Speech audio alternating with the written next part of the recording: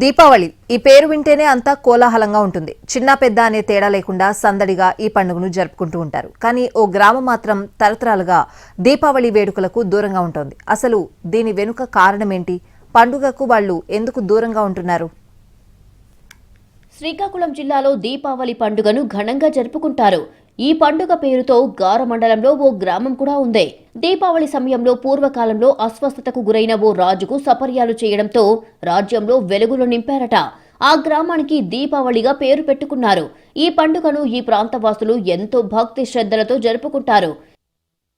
శ్రీకాకుళం జిల్లాలో దీపావళి పేరుతో ఓ గ్రామం ఉంటే పండుగకు దూరంగా మరో ఊరు ఉంది. అదే రణస్థలం మండలంలోని పున్నానపాలెం. దీపావళి వేడుకలకు ఆ గ్రామం 200 ఏళ్లుగా దూరంగా ఉంటుంది. గతంలో అనుకోకుండా జరిగిన ఓ ఘటనతో ఆ ఊరిలో దీపావళి రోజు చీకట్లు కమ్ముకున్నాయి. దీంతో నాటి నుంచి నేటి వరకు అక్కడి ప్రజలు దీపావళి సంబరాలు జరుపుకోవడం లేదు. పూర్వకాలంలో పాము ఓ ఇంట్లోకి వచ్చి ఉయ్యాలలో నిద్రిస్తున్న చిన్నారిని కాటేసిందట. ఆ చిన్నారి చనిపోయింది. అదే రోజు ఊర్లో ఓ రైతుకు చెందిన 2 ఎద్దులు కూడా మరణించాయట. ఈ విషాద ఘటనలు గ్రామస్తులను తీవ్రంగా కలిచివేశాయి. నాటి నుంచి తమ ఊర్లో దీపావళి పండుగ జరుపుకోవద్దని పెద్దలు తీర్మానించారట.